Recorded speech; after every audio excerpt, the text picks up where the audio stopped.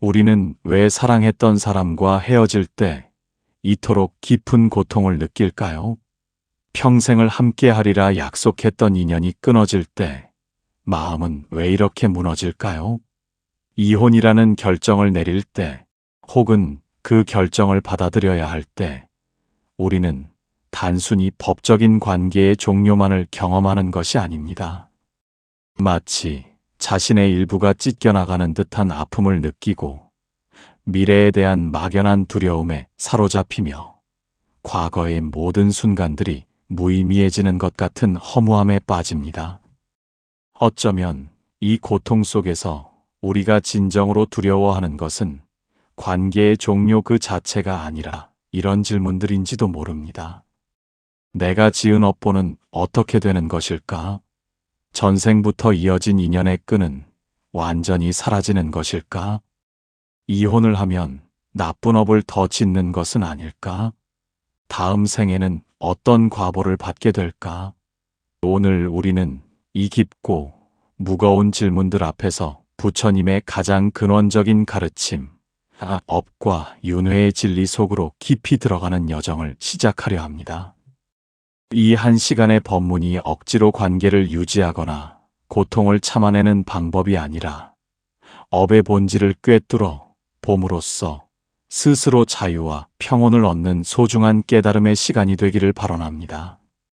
함께 지혜의 문을 열어보겠습니다. 우리는 삶에서 한때 영원할 것 같았던 사랑이 식어갈 때, 더 이상 함께할 수 없다는 결론에 이를 때 깊은 절망과 죄책감에 빠지곤 합니다. 특히 불교를 믿는 이들은 이혼이 나쁜 업을 짓는 것은 아닌지, 전생의 인연을 거스르는 것은 아닌지 두려워합니다. 한때는 서로를 세상 전부처럼 아꼈던 두 사람이 이제는 같은 공간에 있는 것조차 고통스러워집니다. 말 한마디 한마디가 서로에게 상처가 되고 침묵마저 무거운 짐이 됩니다. 아이들이 있다면 그 고민은 더욱 깊어집니다. 어디 부부 관계뿐이겠습니까? 부모와 자식 사이에서도, 형제자매 사이에서도, 깊었던 우정 속에서도 우리는 관계의 끝을 맞이하곤 합니다. 함께하던 사업 동료와 갈라서기도 하고, 소중히 여기던 스승과의 인연이 어긋나기도 합니다. 때로는 우리가 먼저 떠나기도 하고, 때로는 상대가 우리를 떠나기도 합니다. 우리는 이 모든 것이 영원하기를 바랍니다. 결혼할 때 우리는 백년해로를 약속하고 이 인연이 생생세세 이어지기를 서원합니다. 전생의 업보로 만난 인연이니 반드시 지켜내야 한다고 믿습니다. 헤어짐은 업보를 거스르는 것이고 새로운 업을 짓는 것이며 다음 생에 더 큰 고통으로 돌아올 것이라 두려워합니다. 이 집착과 두려움이 만날 때 우리는 이미 깨진 관계를 붙들고 더 깊은 고통의 씨앗을 심어갑니다. 그러나 부처님께서는 모든 만남에는 반드시 이별이 있고 모든 관계에는 변화가 있다고 말씀하셨습니다. 중화함경에서는 이렇게 우리를 일깨웁니다. 사랑하는 이와 만나는 것은 즐겁지만 결국 헤어지게 되니 이것이 괴로움이요. 미워하는 이와 만나는 것도 괴로움이며 구하는 것을 얻지 못하는 것도 괴로움이니 이 모든 것이 오온에서 비롯된 집착의 괴로움이라고 하셨습니다. 부처님의 이 가르침은 관계를 포기하라는 말씀이 아닙니다. 오히려 관계의 본질을 바르게 보라는 것입니다. 우리가 맺는 모든 인연은 무수한 조건들이 일시적으로 화합하여 나타난 현상입니다. 마치 두 개의 나무 조각을 비벼서 불이 일어나듯 여러 조건이 모여 관계가 생겨나고 그 조건들이 흩어지면 관계도 자연스럽게 변화하거나 소멸합니다.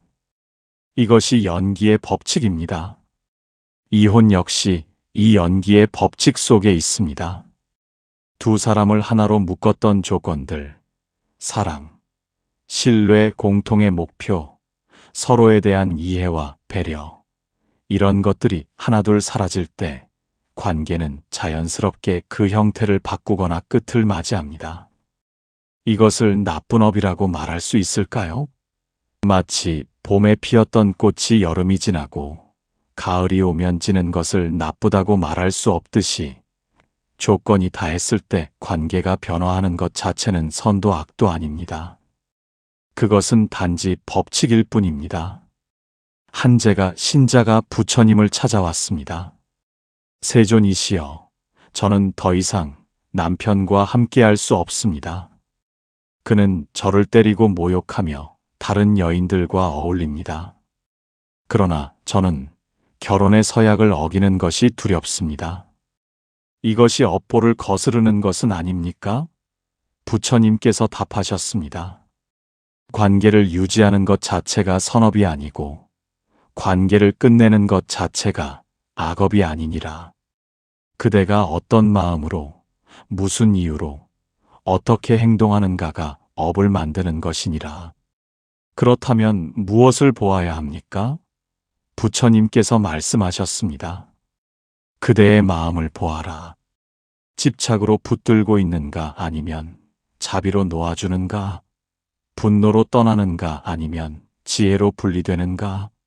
상대를 해치려는 마음으로 끝내는가 아니면 서로의 행복을 위해 다른 길을 가는가? 이것이 업의 본질이니라. 이 짧은 대화 속에 업에 대한 가장 중요한 진리가 숨어 있습니다. 업은 행위 그 자체가 아니라 행위를 일으키는 마음, 의도, 동기에 의해 결정됩니다. 결혼을 유지하되 마음속에 증오와 분노를 키운다면 그것이 악업입니다. 이혼을 하되 서로를 이해하고 용서하며 평화롭게 헤어진다면 그것은 악업이 아닙니다. 한 중년 여성이 있었습니다. 20년을 함께한 남편과의 관계는 이미 오래전에 식어버렸지만 불교 신자로서 이혼은 죄를 짓는 것이라 믿어 참고 견뎠습니다. 하지만 매일 밤 남편을 원망하는 마음이 커져갔고 자신의 인생이 낭비되고 있다는 생각에 우울증에 빠졌습니다. 그러던 어느 날 한 스님의 법문을 들었습니다. 업은 집착에서 생겨나고 집착은 바른 이해의 부족에서 온다는 말씀이었습니다. 그 순간 그녀는 깨달았습니다. 자신이 관계를 지키고 있다고 믿었지만 실제로는 매일 증오의 업을 짓고 있었다는 것을. 그녀는 남편과 평화롭게 대화를 나누었고 서로를 위해 다른 길을 가기로 합의했습니다. 이혼 후 그녀는 비로소 원망이 사라지고 마음의 평화가 찾아왔습니다. 잠들기 전 오늘 여러분의 관계를 떠올려 보세요. 형식을 지키기 위해 매일 고통스러운 업을 짓고 있지는 않습니까? 진정한 선업은 무엇이고 진정한 악업은 무엇입니까? 업은 행위가 아니라 마음이 짓는다는 이 진리를 가슴에 새겨 보십시오. 그렇다면 이제 우리는 더 깊은 질문을 마주해야 합니다. 전생의 업보로 만난 인연이라는 믿음은 무엇을 의미하는 것일까요? 많은 사람들이 이렇게 생각합니다. 부부의 연은 전생에 이미 정해진 것이고 100년 인연, 1000년 인연이라 부르며 이 인연을 끊으면 다음 생에 더 큰 업보로 돌아온다고 말합니다. 어떤 이들은 이혼하면 지옥에 떨어진다거나 다음 생에 더 고통스러운 관계를 맺게 된다고까지 믿습니다. 이런 믿음 때문에 폭력적이고 파괴적인 관계 속에서도 벗어나지 못하고 고통받는 이들이 많습니다. 그러나 부처님께서 가르치신 업의 법칙은 이런 숙명론이 아닙니다. 법구경에서는 이렇게 우리를 일깨웁니다. 자신이 지은 악업은 쇠로 만든 밧줄처럼 자신을 묶지만 선업을 닦으면 그 밧줄을 끊을 수 있고 지혜로 업의 본질을 꿰뚫으면 더 이상 업에 속박되지 않는다고 하셨습니다. 전생의 업보로 만났다는 것은 과거의 인연과 조건들이 모여 지금 이 만남을 만들어냈다는 뜻입니다. 하지만 그것이 영원히 함께해야 한다는 의미는 아닙니다. 마치 강물이 흘러 바다로 가듯 모든 인연은 흐르고 변화합니다. 어떤 인연은 평생을 함께하기도 하고 어떤 인연은 짧은 시간 동안만 함께하기도 합니다. 중요한 것은 그 인연이 얼마나 오래 지속되느냐가 아니라 그 인연 속에서 우리가 어떤 마음으로 살아가느냐입니다. 조주선사에게 한 승려가 찾아와 물었습니다. 전생의 인연으로 만난 사람과 헤어지면 그 업보는 어떻게 됩니까? 조주선사가 답했습니다. 만남도 환상이요. 헤어짐도 환상이니라. 그럼 인연이란 것은 없다는 말씀입니까? 조주선사가 다시 말했습니다. 인연이 있다고 집착하면 고통이요. 인연이 없다고 집착해도 고통이니 있음도 없음도 떠나 있는 그대로를 보라. 이 대화의 핵심은 인연을 부정하는 것이 아닙니다. 인연에 대한 집착을 내려놓으라는 것입니다. 우리는 전생의 인연이라는 개념에 집착하여 현재의 고통을 정당화하고 변화를 두려워합니다. 하지만 부처님께서 가르치신 진리는 모든 것은 변화한다는 것입니다. 인연도 예외가 아닙니다. 한 젊은 남성이 있었습니다.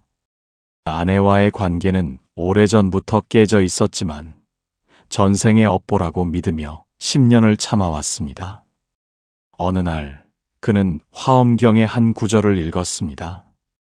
모든 법은 인연으로 생겨나고 인연으로 사라지니 인연이 다하면 집착하지 말라는 내용이었습니다. 그 순간 그는 자신이 인연을 지킨다고 믿었지만 실제로는 형식에 집착하고 있었음을 깨달았습니다. 그는 아내와 솔직한 대화를 나누었고 서로 다른 길을 가기로 했습니다.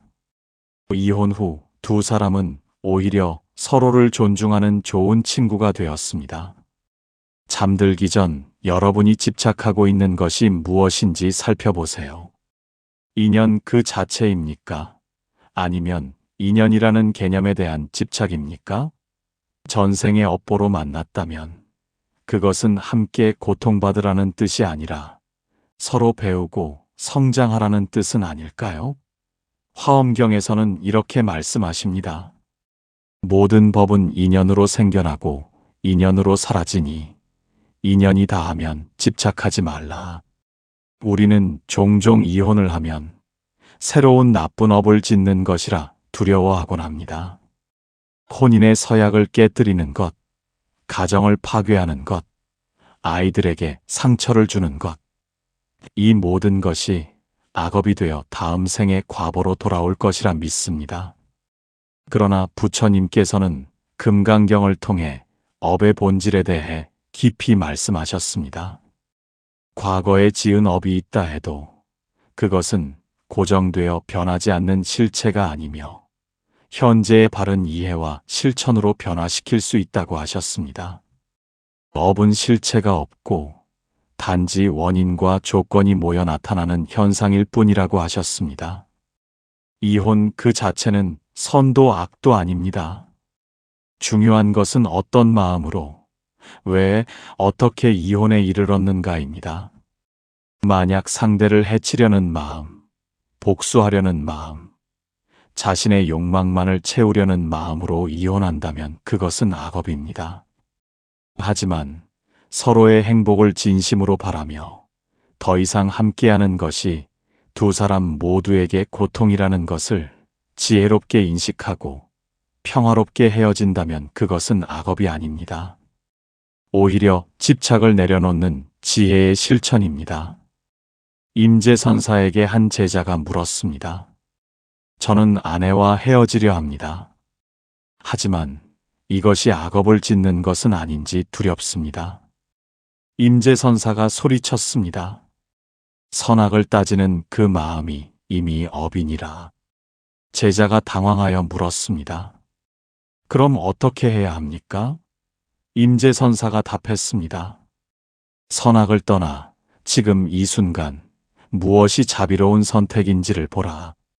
그대와 상대 모두를 위한 길이 무엇인지 지혜로 살펴라. 이 가르침의 핵심은 업을 선과 악이라는 이원적 개념으로 판단하지 말라는 것입니다. 우리가 매 순간 내리는 선택이 자비에서 나오는가, 지혜에서 나오는가를 살피라는 것입니다. 관계를 유지하는 것이 두 사람 모두에게 계속되는 고통이라면 그 고통의 씨앗을 매일 뿌리는 것이야말로 악업입니다. 평화롭게 헤어져 각자 새로운 삶을 살아가는 것이 진정한 자비일 수 있습니다. 한 사업가가 있었습니다. 그는 아내와 끊임없이 다투었고 집에 돌아가는 것이 두려울 정도였습니다. 하지만 이혼은 악업을 짓는 것이라 믿어 참았습니다. 어느 날 그는 사업상 큰 실수를 저질렀습니다.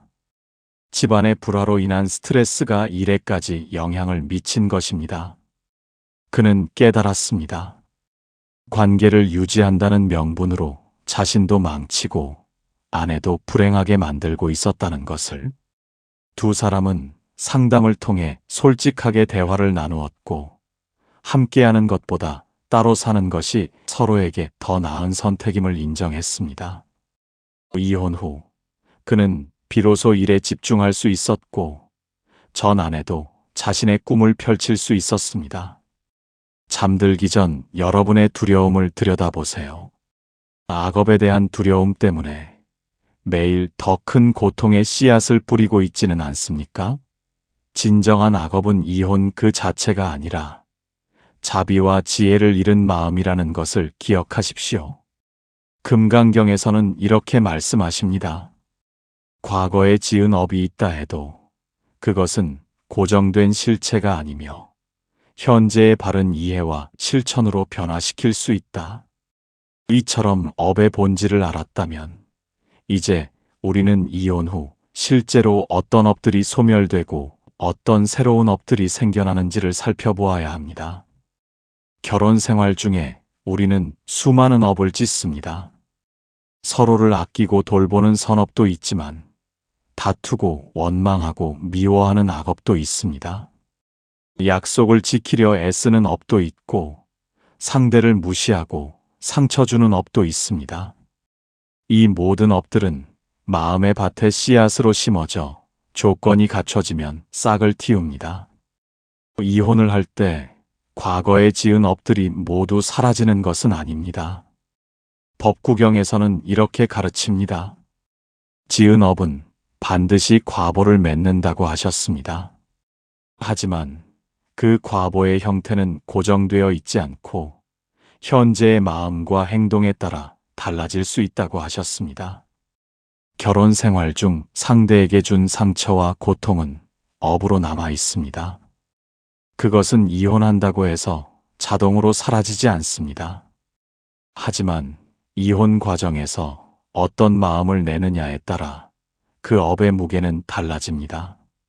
만약 상대를 용서하고 자신의 잘못을 참회하며 평화롭게 헤어진다면 과거의 악업은 가볍게 변화합니다. 반대로 원망과 증오를 키우며 싸우고 해치려 한다면 과거의 악업 위에 새로운 악업을 더하는 것입니다. 운문선사에게 한 제가자가 찾아와 물었습니다. 저는 아내와 10년을 다투며 살았습니다. 이제 이혼하려 하는데 지난 10년간 지은 악업은 어떻게 됩니까? 운문선사가 답했습니다. 씨앗은 이미 뿌려졌으나 물을 주지 않으면 싹트지 않느니라. 무슨 뜻입니까?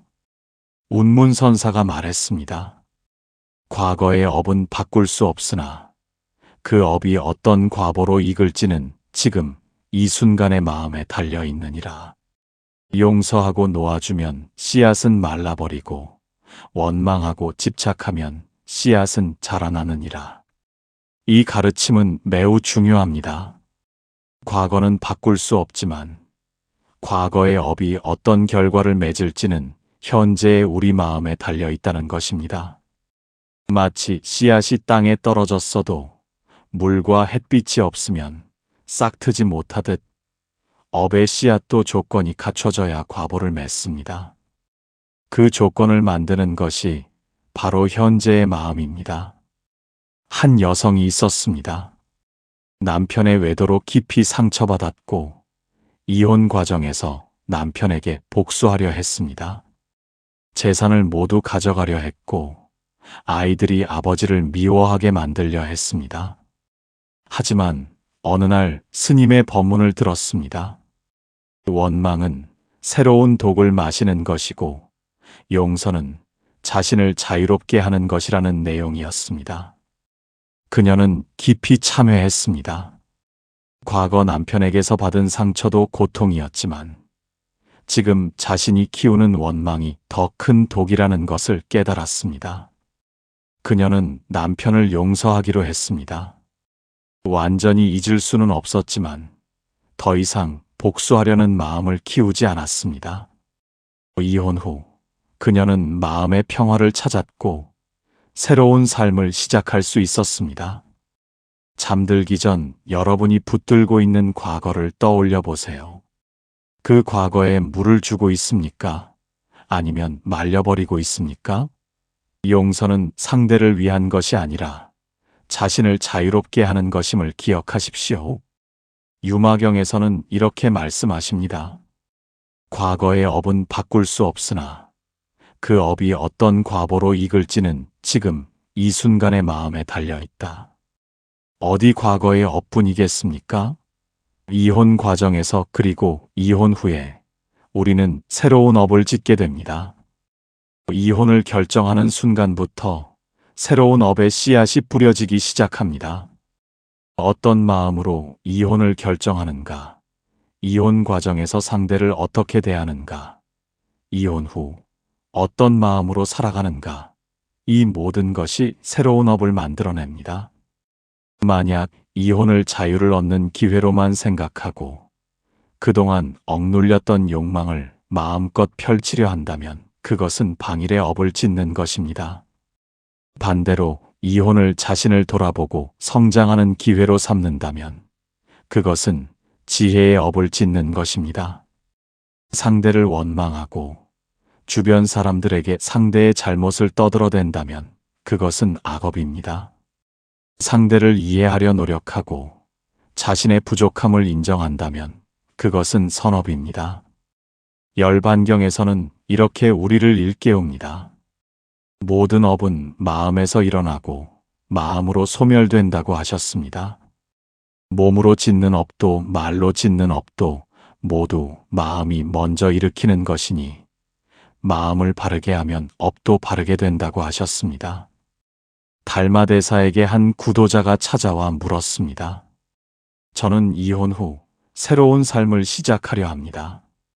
하지만 또다시 잘못된 업을 짓지 않으려면 어떻게 해야 합니까? 달마대사가 답했습니다. 마음을 보라. 마음을 보라는 것이 무슨 뜻입니까? 달마대사가 말했습니다. 매 순간 일어나는 생각을 살펴라. 그 생각이 탐욕에서 나오는가, 분노에서 나오는가, 어리석음에서 나오는가, 아니면 자비에서 나오는가, 지혜에서 나오는가, 이것을 보는 것이 마음을 보는 것이니라. 그러면 나쁜 생각이 일어나지 않게 할 수 있습니까? 달마대사가 다시 말했습니다. 생각을 막으려 하지 말고 다만 보기만 하라. 탐욕이 일어나면 탐욕을 보고 분노가 일어나면 분노를 보라. 보는 순간 그것은 힘을 잃고 사라지느니라.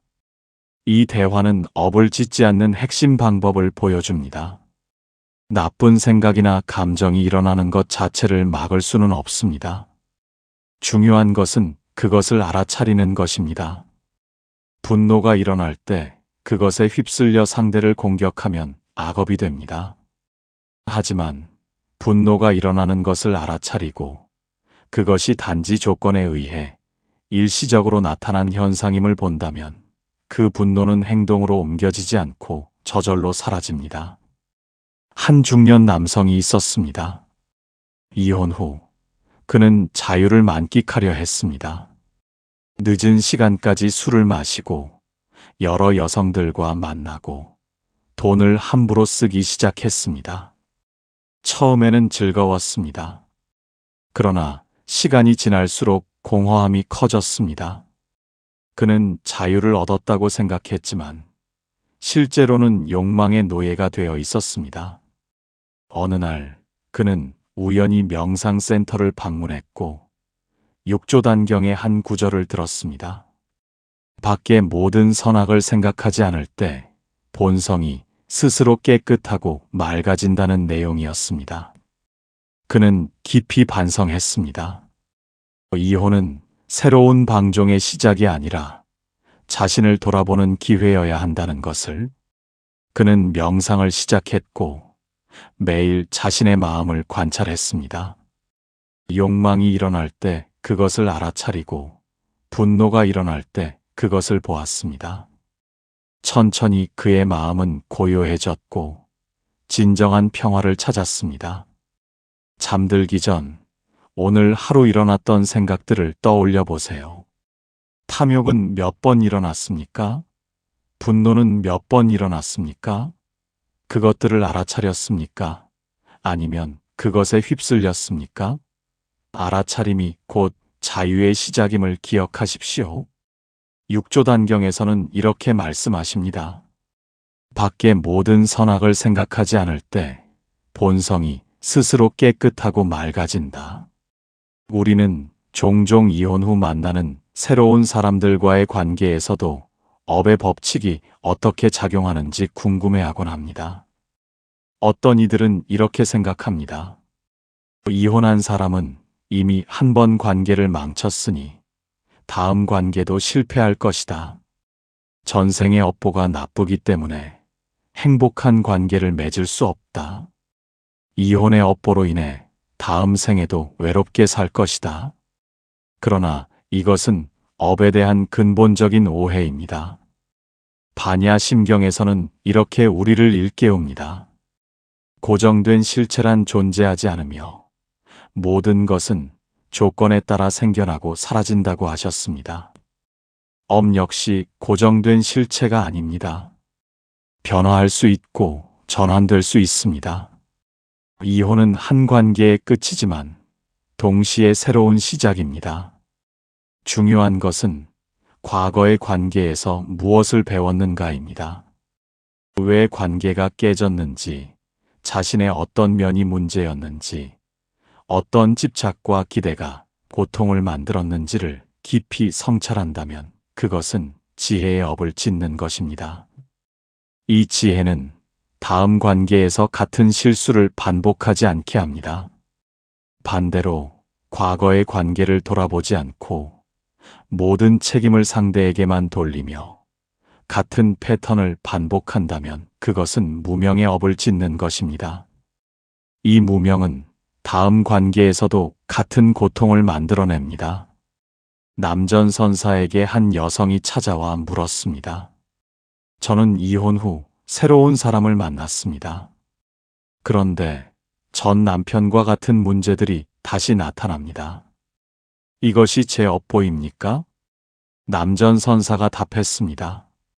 고양이를 베어 죽인 것은 고양이의 잘못이 아니라 집착의 잘못이니라. 무슨 말씀이신지 이해할 수 없습니다. 남전선사가 설명했습니다. 그대는 관계를 바꾸었으나 마음을 바꾸지 않았느니라. 같은 집착으로 같은 기대를 하니 같은 고통이 나타나는 것이니라. 관계가 문제가 아니라 그대의 마음이 문제니라. 그럼 어떻게 해야 합니까? 남전선사가 말했습니다. 상대를 바꾸려 하지 말고 그대 자신을 보라. 무엇을 기대하는가? 무엇에 집착하는가? 무엇을 두려워하는가? 이것을 보는 것이 마음을 바꾸는 시작이니라. 이 가르침은 매우 통찰력이 있습니다. 우리는 관계의 문제를 상대 탓으로 돌리곤 합니다. 이 사람이 나쁘니 다른 사람을 만나면 괜찮을 것이라 생각합니다. 하지만 같은 마음의 패턴을 가지고 있다면 다른 사람을 만나도 같은 문제가 반복됩니다. 진정한 변화는 상대를 바꾸는 것이 아니라 자신의 마음을 바꾸는 것입니다. 한 여성이 있었습니다. 그녀는 2번의 이혼을 경험했습니다. 첫 번째 남편은 일에만 빠져 있었고 2번째 남편도 마찬가지였습니다. 그녀는 자신의 업보가 나쁘다고 생각했습니다. 그러던 어느 날 상담사를 만났고 자신의 패턴을 보게 되었습니다. 그녀는 어릴 때부터 사랑받지 못했다는 두려움이 있었고, 그래서 무의식적으로 자신을 확인해 줄 수 없는 사람들을 선택했습니다. 일에 빠진 남편들은 그녀의 사랑을 확인해 주지 못했고, 그녀는 더 많은 확인을 요구했고, 관계는 파탄났습니다. 이것을 깨달은 후, 그녀는 명상과 자기 성찰을 시작했습니다. 자신의 두려움을 직시하고 타인에게서 확인받으려는 욕구를 내려놓았습니다. 그러자 3번째 관계는 완전히 달랐습니다. 평화롭고 안정적인 관계를 유지할 수 있었습니다. 잠들기 전 여러분의 관계 패턴을 살펴보세요. 같은 유형의 사람들을 반복해서 만나고 있습니까? 같은 문제들이 반복됩니까? 이것은 업보가 아니라 배우지 못한 교훈입니다. 과거의 관계에서 무엇을 배워야 했는지 깊이 성찰해 보십시오. 반야심경에서는 이렇게 말씀하십니다. 고정된 실체란 존재하지 않으며 모든 것은 조건에 따라 생겨나고 사라진다. 삶의 모든 변화를 넘어서 우리는 가장 깊은 질문을 마주합니다. 이혼 후 전생의 업은 정말로 바뀌는 것일까요? 다음 생의 과보는 어떻게 되는 것일까요? 많은 사람들이 이렇게 믿습니다. 이혼하면 다음 생에 더 나쁜 과보를 받는다. 배우자와 헤어지면 다음 생에는 사랑하는 사람을 만나지 못한다. 이혼의 업보로 지옥이나 아귀도에 떨어진다. 그러나 부처님께서는 자바람경을 통해 업과 윤회의 진실을 말씀하셨습니다. 업은 자동적으로 과보를 만드는 기계적 법칙이 아니라고 하셨습니다. 같은 업이라도 그것을 대하는 마음에 따라 과보가 달라진다고 하셨습니다. 지은 업을 뉘우치고 참회하면 무거운 업도 가벼워지고 선업을 닦으면 악업의 과보를 상쇄할 수 있다고 하셨습니다. 이혼 그 자체가 다음 생의 운명을 결정하지 않습니다. 중요한 것은 이혼이라는 경험을 통해 우리가 무엇을 배우고 어떻게 성장하느냐입니다. 만약 이혼을 통해 집착을 내려놓는 법을 배웠다면, 자신의 잘못을 인정하고 참회했다면, 상대를 용서하고 자비를 키웠다면 그것은 오히려 선업을 짓는 것입니다. 이 선업은 다음 생에 좋은 과보로 익습니다. 반대로 이혼 후에도 계속 원망하고 미워하며 자신은 잘못이 없고 모두 상대 탓이라고 생각하며 같은 패턴을 반복한다면 그것은 악업을 계속 짓는 것입니다. 이 악업은 다음 생에 고통으로 돌아옵니다. 백장선사에게 한 수행자가 찾아와 물었습니다. 저는 이혼했습니다. 다음 생의 업보가 두렵습니다. 어떻게 하면 이 업을 씻을 수 있습니까? 백장선사가 답했습니다. 업을 씻으려 하지 말고 업을 짓지 말라. 이미 지은 업은 어찌할 수 없지 않습니까? 백장선사가 말했습니다. 과거는 이미 지나갔으니 그것은 환상이니라. 다만 지금 이 순간 새로운 업을 짓지 않는 것이 과거의 업을 씻는 것이니라. 그렇다면 과거의 악업은 모두 사라집니까? 백장선사가 다시 말했습니다. 사라지고 남음을 따지지 말라. 다만 지금 이 순간 바른 마음으로 바른 행동을 하면 그것으로 족하니라. 과거를 걱정하고 미래를 두려워하는 그 마음이 바로 새로운 업이니라. 이 대화는 업에 대한 가장 본질적인 가르침을 담고 있습니다. 과거의 업을 걱정하고 미래의 과보를 두려워하는 것 자체가 새로운 업을 짓는 것입니다. 진정으로 업에서 자유로워지는 길은 과거를 놓아주고 미래를 염려하지 않으며 오직 지금 이 순간 바른 마음으로 사는 것입니다. 한 노인이 있었습니다. 그는 젊은 시절 이혼했고 평생 그것을 후회하며 살았습니다. 다음 생에 지옥에 갈까 두려워 밤마다 악몽에 시달렸습니다.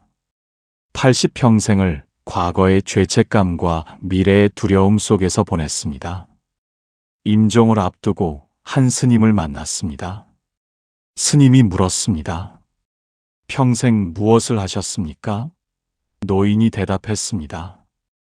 과거를 후회하고 미래를 두려워했습니다. 스님이 말했습니다. 그대는 과거에도 살지 못했고, 현재에도 살지 못했고, 미래에도 살지 못했소? 단 한 번도 진정으로 살아본 적이 없구려. 그 순간 노인은 깨달았습니다. 자신이 이혼이라는 과거의 사건에 매여 인생 전체를 낭비했다는 것을. 진정한 악업은 이혼이 아니라 그것을 붙들고 놓지 않은 집착이었다는 것을. 노인은 마지막 순간 모든 것을 놓아주었고 평화롭게 눈을 감았습니다. 잠들기 전 여러분이 붙들고 있는 과거와 두려워하는 미래를 살펴보세요. 그것들이 지금 이 순간의 평화를 빼앗고 있지는 않습니까? 과거를 놓아주고 미래를 염려하지 않으며 오직 지금 이 순간 바르게 사는 것이 진정한 업의 소멸임을 기억하십시오. 자바람경에서는 이렇게 말씀하십니다. 같은 업이라도 그것을 대하는 마음에 따라 과보가 달라지며 지은 업을 뉘우치고 참회하면 무거운 업도 가벼워진다. 그렇다면 우리는 구체적으로 어떻게 이혼이라는 경험을 지혜와 성장의 기회로 삼을 수 있을까요? 첫째, 참회의 실천입니다. 참회는 단순히 미안하다고 말하는 것이 아닙니다. 자신의 행동과 마음을 깊이 돌아보고 무엇이 잘못되었는지 명확히 인식하며 다시는 같은 실수를 반복하지 않겠다는 결심을 하는 것입니다. 결혼 생활 중 우리는 수많은 실수를 합니다. 상대의 말을 경청하지 않았을 수도 있고 자신의 욕구만을 주장했을 수도 있습니다. 상대를 무시하거나 상처 주는 말을 했을 수도 있고 약속을 지키지 않았을 수도 있습니다. 이런 모든 것들을 있는 그대로 인정하고 참회하는 것이 첫 번째 단계입니다. 화엄경에서는 이렇게 말씀하십니다. 참회는 과거의 악업을 씻는 맑은 물과 같다고 하셨습니다. 진심으로 참회하면 천년 묵은 어둠도 한순간의 빛으로 사라진다고 하셨습니다. 마조선사에게 한 승려가 찾아와 물었습니다. 저는 과거에 많은 잘못을 저질렀습니다. 참회한다고 그 업이 정말 사라집니까? 마조선사가 답했습니다. 거울에 먼지가 쌓였을 때 먼지가 거울의 본성을 바꾸는가? 아닙니다. 먼지를 닦으면 본래의 맑음이 드러납니다. 마조선사가 말했습니다. 그러하니라. 업은 마음의 본성을 바꾸지 못하느니라. 다만 가리울 뿐이니라. 참회로 업의 먼지를 닦으면 본래의 맑은 성품이 드러나느니라. 그럼 참회만 하면 모든 업이 사라집니까? 마조선사가 다시 말했습니다. 말로만 하는 참회는 먼지 위에 먼지를 더하는 것이니라. 진정한 참회는 잘못을 깊이 인식하고 다시는 반복하지 않겠다는 결심으로 매일의 행동을 바꾸는 것이니라. 둘째, 용서의 실천입니다. 상대를 용서하는 것은 상대를 위한 것이 아닙니다. 자신을 자유롭게 하는 것입니다. 원망과 증오를 붙들고 있는 것은 독을 담은 그릇을 계속 들고 있는 것과 같습니다. 무거운 것은 그릇이 아니라 그것을 놓지 않으려는 마음입니다. 용서는 상대의 잘못을 인정하는 것도 아니고 상대를 다시 받아들이는 것도 아닙니다. 단지 그 사건에 대한 감정적 집착을 내려놓는 것입니다. 일어난 일은 일어난 것이고, 이제 그것에 더 이상 에너지를 쏟지 않겠다는 결정입니다. 조동선사에게 한 여성이 찾아와 물었습니다. 남편이 저를 배신했습니다. 어떻게 용서할 수 있겠습니까? 조동선사가 답했습니다. 용서하려 하지 말고 다만 놓으라. 놓는다는 것이 무슨 뜻입니까? 조동선사가 말했습니다. 뜨거운 석탄을 손에 쥐고 있으면 손이 타느니라. 그것을 놓는 것이 용서니라. 석탄이 나쁘다 좋다를 판단할 필요 없이 다만 놓기만 하면 되느니라.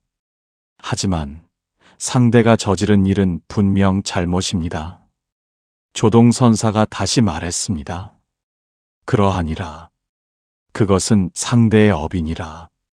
그러나 그대가 그것을 붙들고 있으면 그것은 그대의 업이 되느니라. 상대의 업까지 그대가 짊어질 필요가 있는가? 셋째, 자기 성찰의 실천입니다. 관계가 깨진 것을 모두 상대 탓으로 돌리는 것은 쉽습니다. 하지만 모든 관계는 두 사람이 함께 만드는 것입니다. 자신의 어떤 면이 관계를 어렵게 만들었는지, 어떤 집착과 기대가 고통을 키웠는지 깊이 들여다보아야 합니다. 한 남성이 있었습니다. 그는 이혼 후 모든 것을 전 아내 탓으로 돌렸습니다. 주변 사람들에게 아내가 얼마나 이기적이고 냉정했는지 떠들어댔습니다. 하지만 시간이 지나며 새로운 관계에서도 같은 문제들이 나타났습니다. 그제서야 그는 깨달았습니다. 문제는 상대가 아니라 자신이었다는 것을. 그는 자기 자신을 깊이 들여다보기 시작했습니다. 왜 자신은 항상 상대가 자신의 기대에 부응하기를 바랐는가? 왜 상대의 독립성을 인정하지 못했는가? 왜 자신의 불안을 상대가 채워주기를 원했는가? 이런 질문들을 통해 그는 자신의 집착과 두려움을 보게 되었습니다. 그리고 그것들을 하나씩 내려놓는 수행을 시작했습니다. 넷째, 현재 순간을 사는 실천입니다. 과거의 실패에 매이지 말고, 미래의 불안에 사로잡히지 말고, 오직 지금 이 순간을 온전히 살아야 합니다. 이혼은 과거의 사건입니다. 그것은 이미 일어났고 바꿀 수 없습니다. 중요한 것은 지금 이 순간 무엇을 하고 있는가입니다. 매일 아침 눈을 뜰 때 자신에게 물어보십시오. 오늘 나는 어떤 마음으로 살 것인가? 원망과 후회 속에서 살 것인가? 아니면 감사와 평화 속에서 살 것인가?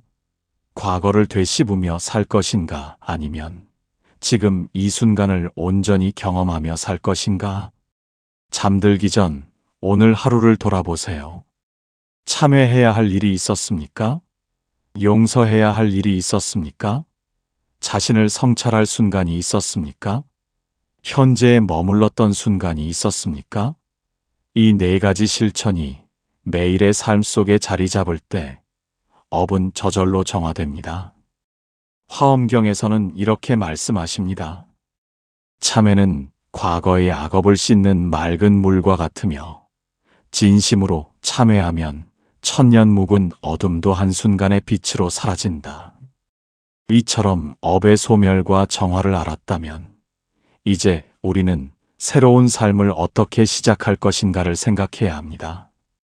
이혼 후 많은 사람들이 두 가지 극단 중 하나로 치우칩니다. 어떤 이들은 다시는 관계를 맺지 않겠다고 마음의 문을 닫아버립니다. 한 번 상처받았으니 다시는 아파하고 싶지 않다는 것입니다. 또 어떤 이들은 외로움을 피하기 위해 성급하게 새로운 관계로 뛰어듭니다. 상처를 치유하지 않은 채 새로운 사람에게 의지하려 합니다. 두 가지 모두 지혜로운 길이 아닙니다. 중도의 길은 상처를 치유하면서도 마음을 열어두는 것입니다. 과거의 경험에서 배우되 그것에 사로잡히지 않는 것입니다.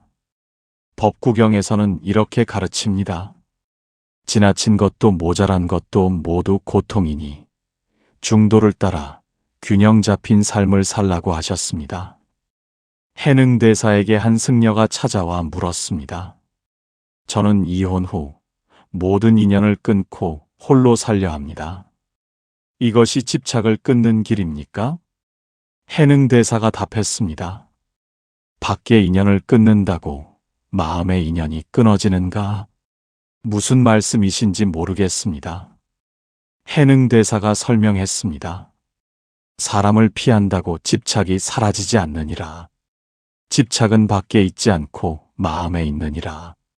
사람들 속에 있으면서도 집착하지 않는 것이 진정한 자유니라. 그럼 다시 관계를 맺어야 합니까? 해능대사가 말했습니다. 맺어야 한다, 맺지 말아야 한다를 따지지 말라. 다만 마음이 자유로운가를 보라. 관계 속에 있어도 집착하지 않고 혼자 있어도 외롭지 않다면 그것이 중도니라. 이 가르침은 매우 중요합니다. 문제는 관계 그 자체가 아니라 관계에 대한 집착입니다. 관계를 피하는 것도 집착이고 관계에 매달리는 것도 집착입니다.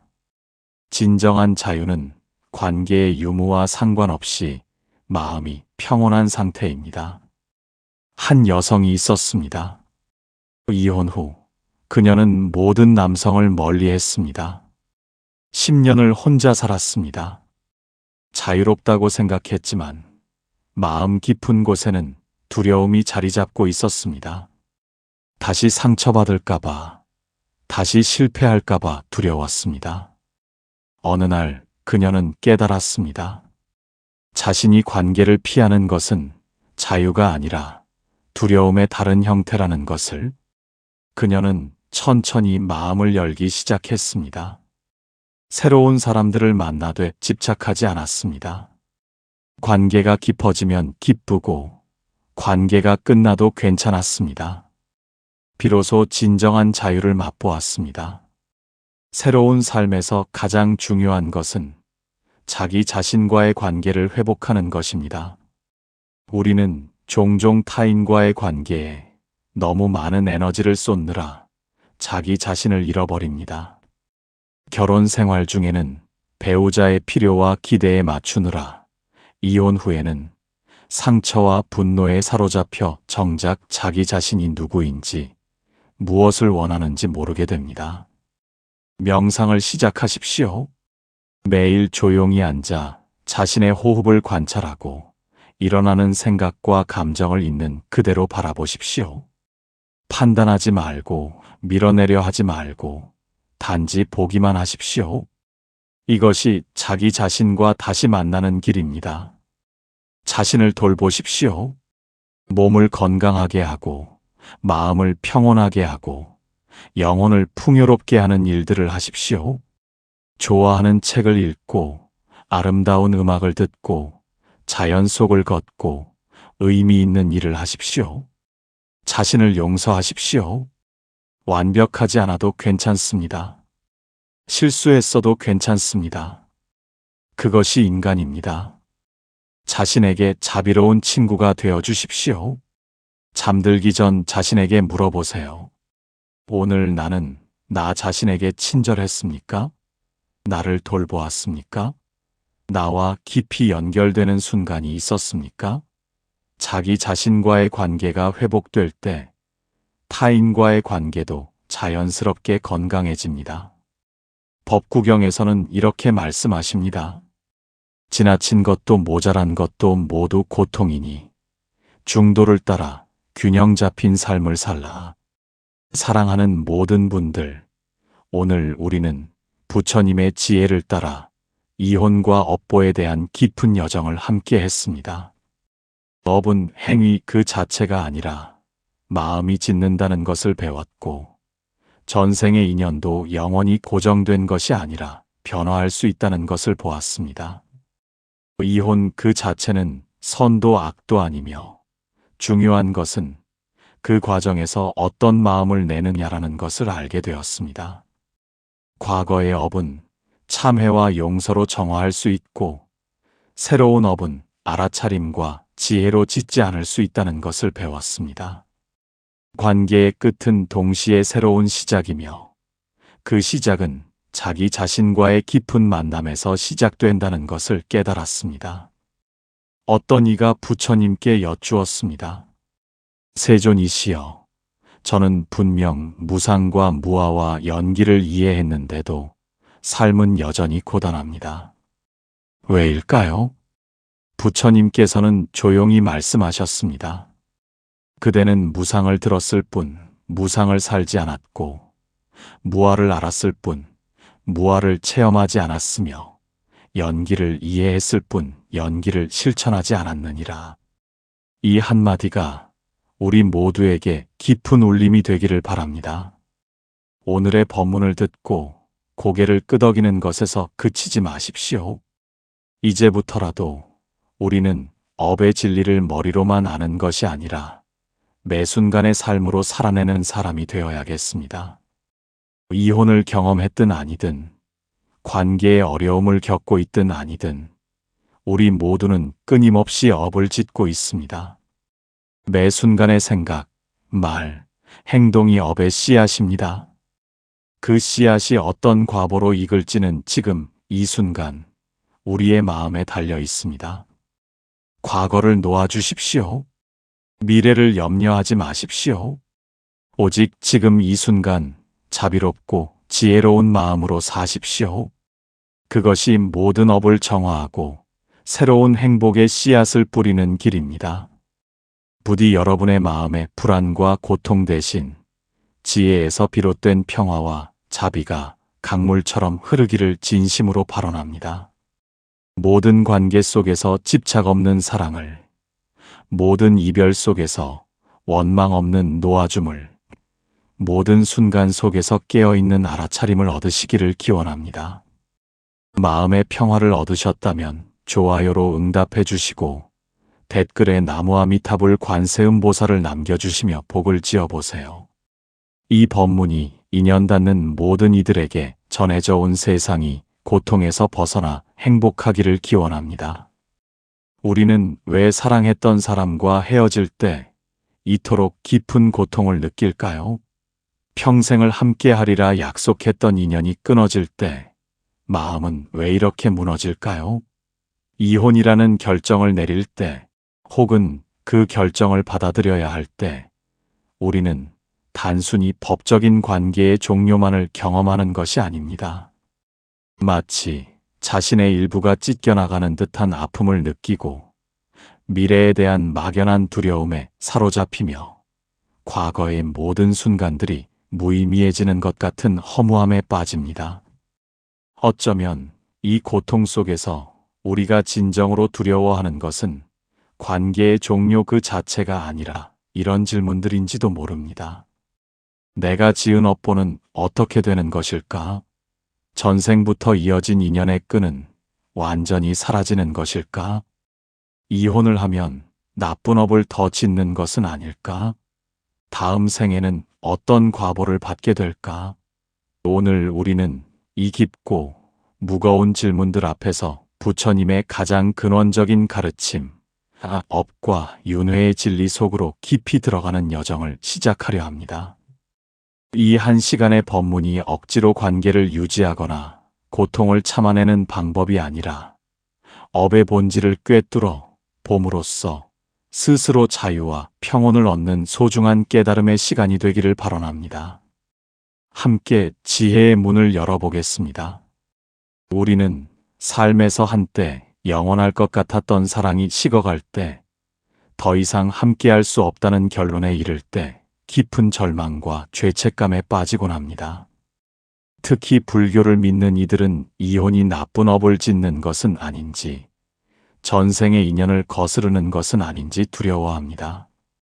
한때는 서로를 세상 전부처럼 아꼈던 두 사람이 이제는 같은 공간에 있는 것조차 고통스러워집니다.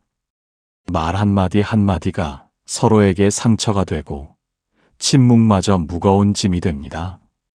아이들이 있다면 그 고민은 더욱 깊어집니다.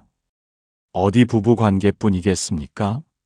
부모와 자식 사이에서도, 형제자매 사이에서도, 깊었던 우정 속에서도 우리는 관계의 끝을 맞이하곤 합니다. 함께하던 사업 동료와 갈라서기도 하고, 소중히 여기던 스승과의 인연이 어긋나기도 합니다. 때로는 우리가 먼저 떠나기도 하고, 때로는 상대가 우리를 떠나기도 합니다. 우리는 이 모든 것이 영원하기를 바랍니다. 결혼할 때 우리는 백년해로를 약속하고 이 인연이 생생세세 이어지기를 서원합니다. 전생의 업보로 만난 인연이니 반드시 지켜내야 한다고 믿습니다. 헤어짐은 업보를 거스르는 것이고 새로운 업을 짓는 것이며 다음 생에 더 큰 고통으로 돌아올 것이라 두려워합니다. 이 집착과 두려움이 만날 때 우리는 이미 깨진 관계를 붙들고 더 깊은 고통의 씨앗을 심어갑니다. 그러나 부처님께서는 모든 만남에는 반드시 이별이 있고 모든 관계에는 변화가 있다고 말씀하셨습니다. 중화함경에서는 이렇게 우리를 일깨웁니다. 사랑하는 이와 만나는 것은 즐겁지만 결국 헤어지게 되니 이것이 괴로움이요. 미워하는 이와 만나는 것도 괴로움이며 구하는 것을 얻지 못하는 것도 괴로움이니 이 모든 것이 오온에서 비롯된 집착의 괴로움이라고 하셨습니다. 부처님의 이 가르침은 관계를 포기하라는 말씀이 아닙니다. 오히려 관계의 본질을 바르게 보라는 것입니다. 우리가 맺는 모든 인연은 무수한 조건들이 일시적으로 화합하여 나타난 현상입니다. 마치 두 개의 나무 조각을 비벼서 불이 일어나듯 여러 조건이 모여 관계가 생겨나고 그 조건들이 흩어지면 관계도 자연스럽게 변화하거나 소멸합니다. 이것이 연기의 법칙입니다. 이혼 역시 이 연기의 법칙 속에 있습니다. 두 사람을 하나로 묶었던 조건들, 사랑, 신뢰, 공통의 목표, 서로에 대한 이해와 배려, 이런 것들이 하나둘 사라질 때 관계는 자연스럽게 그 형태를 바꾸거나 끝을 맞이합니다. 이것을 나쁜 업이라고 말할 수 있을까요? 마치 봄에 피었던 꽃이 여름이 지나고 가을이 오면 지는 것을 나쁘다고 말할 수 없듯이 조건이 다했을 때 관계가 변화하는 것 자체는 선도 악도 아닙니다. 그것은 단지 법칙일 뿐입니다. 한제가 신자가 부처님을 찾아왔습니다. 세존이시여, 저는 더 이상 남편과 함께할 수 없습니다. 그는 저를 때리고 모욕하며 다른 여인들과 어울립니다. 그러나 저는 결혼의 서약을 어기는 것이 두렵습니다. 이것이 업보를 거스르는 것은 아닙니까? 부처님께서 답하셨습니다. 관계를 유지하는 것 자체가 선업이 아니고 관계를 끝내는 것 자체가 악업이 아니니라.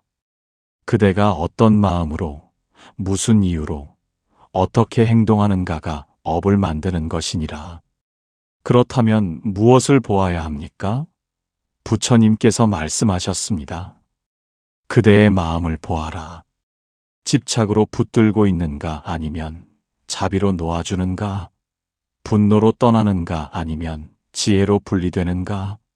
상대를 해치려는 마음으로 끝내는가 아니면 서로의 행복을 위해 다른 길을 가는가? 이것이 업의 본질이니라. 이 짧은 대화 속에 업에 대한 가장 중요한 진리가 숨어 있습니다. 업은 행위 그 자체가 아니라 행위를 일으키는 마음, 의도, 동기에 의해 결정됩니다.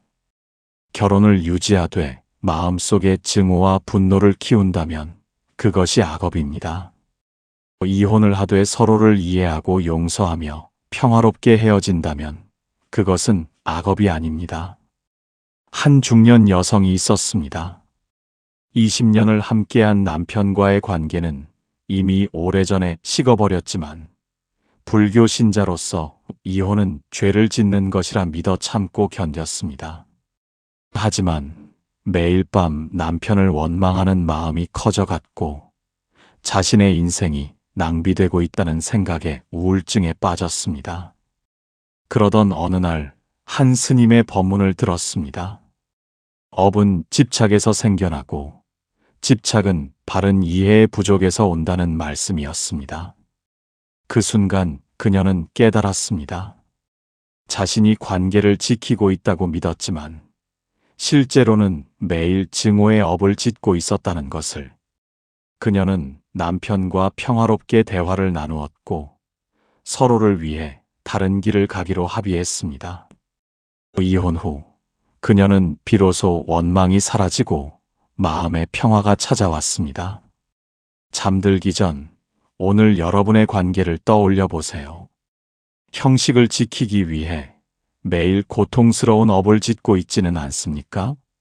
진정한 선업은 무엇이고 진정한 악업은 무엇입니까? 업은 행위가 아니라 마음이 짓는다는 이 진리를 가슴에 새겨 보십시오. 그렇다면 이제 우리는 더 깊은 질문을 마주해야 합니다.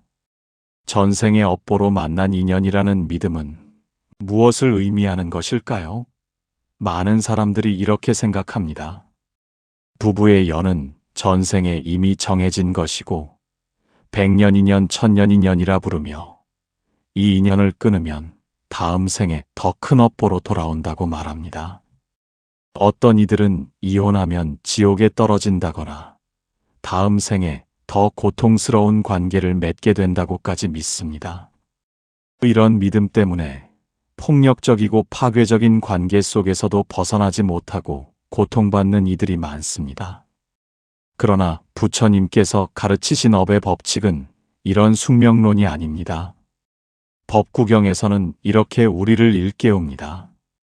자신이 지은 악업은 쇠로 만든 밧줄처럼 자신을 묶지만 선업을 닦으면 그 밧줄을 끊을 수 있고 지혜로 업의 본질을 꿰뚫으면 더 이상 업에 속박되지 않는다고 하셨습니다.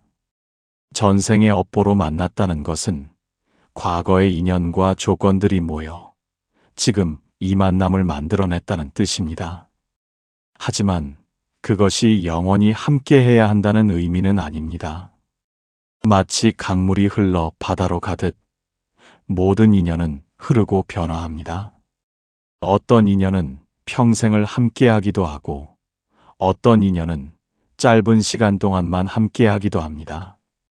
중요한 것은 그 인연이 얼마나 오래 지속되느냐가 아니라 그 인연 속에서 우리가 어떤 마음으로 살아가느냐입니다. 조주선사에게 한 승려가 찾아와 물었습니다.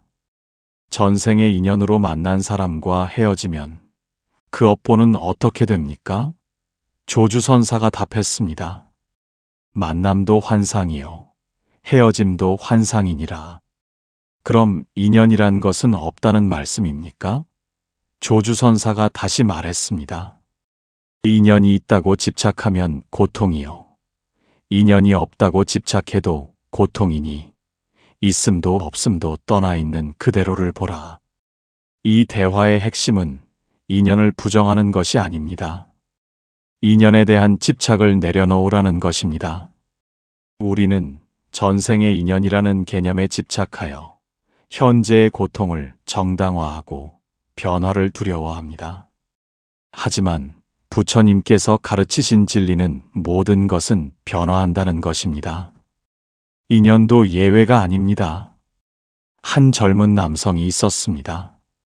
아내와의 관계는 오래전부터 깨져 있었지만 전생의 업보라고 믿으며 10년을 참아왔습니다. 어느 날 그는 화엄경의 한 구절을 읽었습니다. 모든 법은 인연으로 생겨나고 인연으로 사라지니 인연이 다하면 집착하지 말라는 내용이었습니다. 그 순간 그는 자신이 인연을 지킨다고 믿었지만 실제로는 형식에 집착하고 있었음을 깨달았습니다. 그는 아내와 솔직한 대화를 나누었고 서로 다른 길을 가기로 했습니다. 이혼 후 두 사람은 오히려 서로를 존중하는 좋은 친구가 되었습니다. 잠들기 전 여러분이 집착하고 있는 것이 무엇인지 살펴보세요. 인연 그 자체입니까? 아니면 인연이라는 개념에 대한 집착입니까? 전생의 업보로 만났다면 그것은 함께 고통받으라는 뜻이 아니라 서로 배우고 성장하라는 뜻은 아닐까요? 화엄경에서는 이렇게 말씀하십니다. 모든 법은 인연으로 생겨나고 인연으로 사라지니 인연이 다하면 집착하지 말라.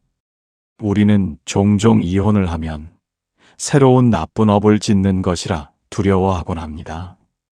혼인의 서약을 깨뜨리는 것, 가정을 파괴하는 것, 아이들에게 상처를 주는 것, 이 모든 것이 악업이 되어 다음 생의 과보로 돌아올 것이라 믿습니다. 그러나 부처님께서는 금강경을 통해 업의 본질에 대해 깊이 말씀하셨습니다. 과거에 지은 업이 있다 해도 그것은 고정되어 변하지 않는 실체가 아니며 현재의 바른 이해와 실천으로 변화시킬 수 있다고 하셨습니다. 업은 실체가 없고 단지 원인과 조건이 모여 나타나는 현상일 뿐이라고 하셨습니다. 이혼 그 자체는 선도 악도 아닙니다. 중요한 것은 어떤 마음으로, 왜, 어떻게 이혼에 이르렀는가입니다. 만약 상대를 해치려는 마음, 복수하려는 마음, 자신의 욕망만을 채우려는 마음으로 이혼한다면 그것은 악업입니다. 하지만 서로의 행복을 진심으로 바라며 더 이상 함께하는 것이 두 사람 모두에게 고통이라는 것을 지혜롭게 인식하고 평화롭게 헤어진다면 그것은 악업이 아닙니다. 오히려 집착을 내려놓는 지혜의 실천입니다.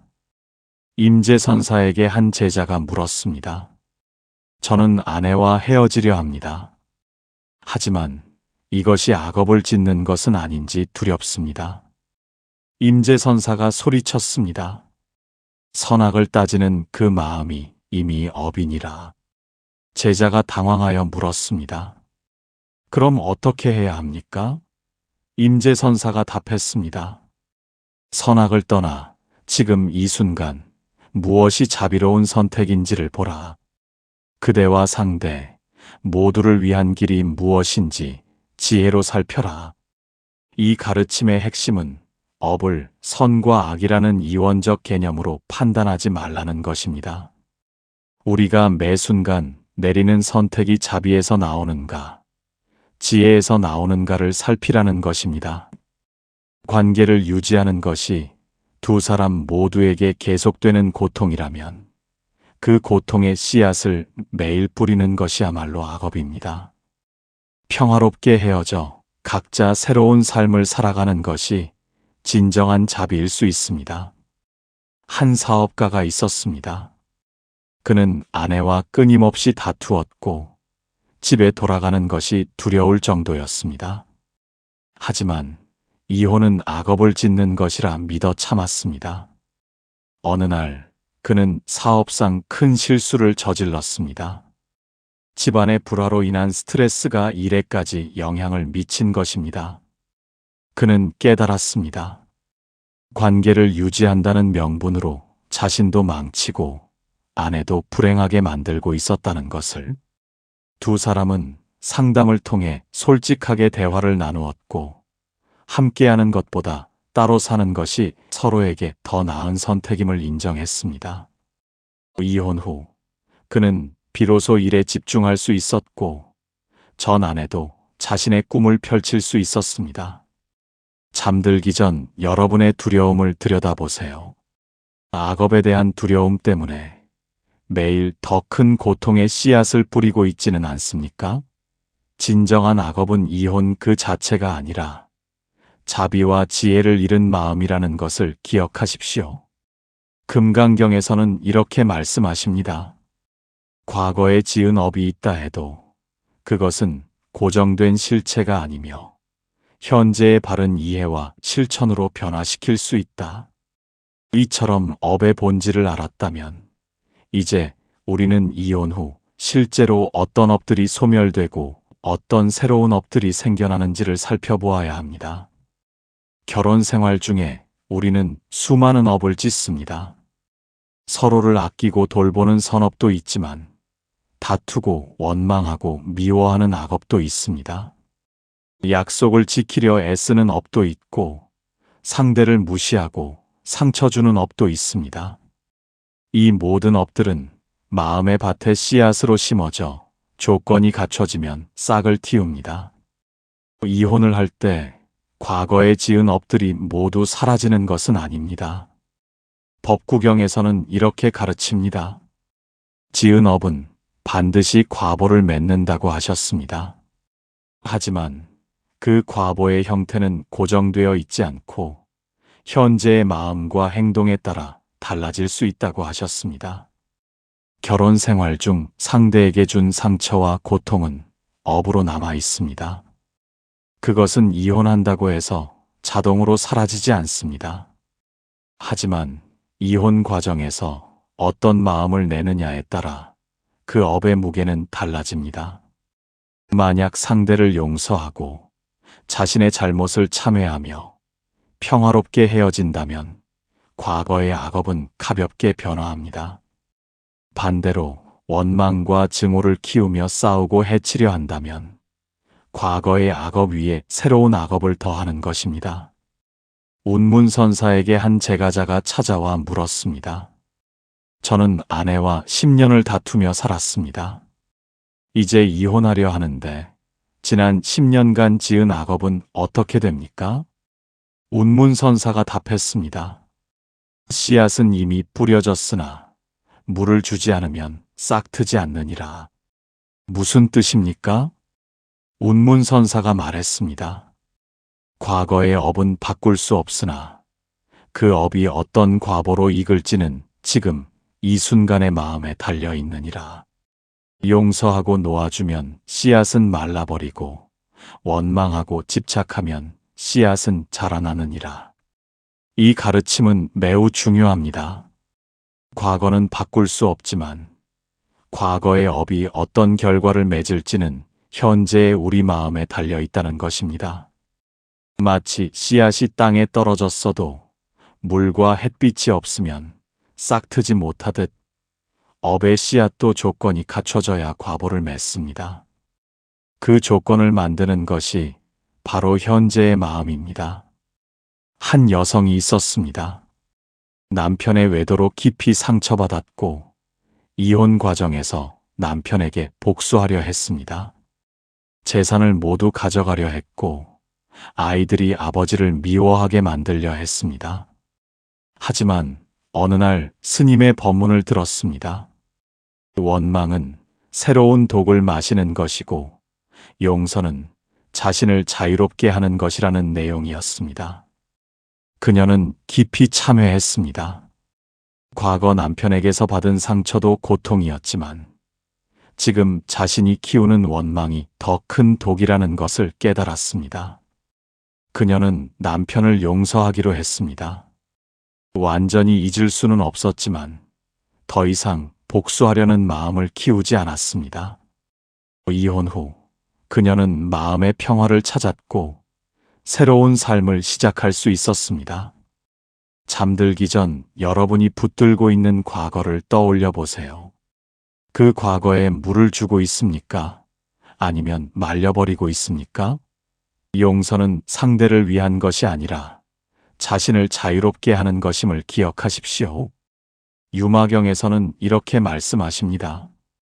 과거의 업은 바꿀 수 없으나 그 업이 어떤 과보로 이끌지는 지금 이 순간의 마음에 달려있다. 어디 과거의 업뿐이겠습니까? 이혼 과정에서 그리고 이혼 후에 우리는 새로운 업을 짓게 됩니다. 이혼을 결정하는 순간부터 새로운 업의 씨앗이 뿌려지기 시작합니다. 어떤 마음으로 이혼을 결정하는가? 이혼 과정에서 상대를 어떻게 대하는가? 이혼 후 어떤 마음으로 살아가는가? 이 모든 것이 새로운 업을 만들어냅니다. 만약 이혼을 자유를 얻는 기회로만 생각하고 그동안 억눌렸던 욕망을 마음껏 펼치려 한다면 그것은 방일의 업을 짓는 것입니다. 반대로 이혼을 자신을 돌아보고 성장하는 기회로 삼는다면 그것은 지혜의 업을 짓는 것입니다. 상대를 원망하고 주변 사람들에게 상대의 잘못을 떠들어댄다면 그것은 악업입니다. 상대를 이해하려 노력하고 자신의 부족함을 인정한다면 그것은 선업입니다. 열반경에서는 이렇게 우리를 일깨웁니다. 모든 업은 마음에서 일어나고 마음으로 소멸된다고 하셨습니다. 몸으로 짓는 업도 말로 짓는 업도 모두 마음이 먼저 일으키는 것이니 마음을 바르게 하면 업도 바르게 된다고 하셨습니다. 달마대사에게 한 구도자가 찾아와 물었습니다. 저는 이혼 후 새로운 삶을 시작하려 합니다. 하지만 또다시 잘못된 업을 짓지 않으려면 어떻게 해야 합니까? 달마대사가 답했습니다. 마음을 보라. 마음을 보라는 것이 무슨 뜻입니까? 달마대사가 말했습니다. 매 순간 일어나는 생각을 살펴라.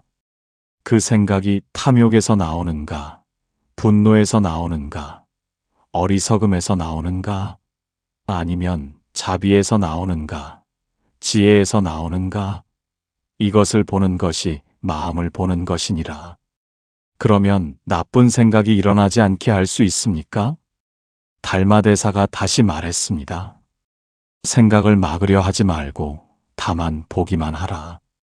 탐욕이 일어나면 탐욕을 보고 분노가 일어나면 분노를 보라. 보는 순간 그것은 힘을 잃고 사라지느니라.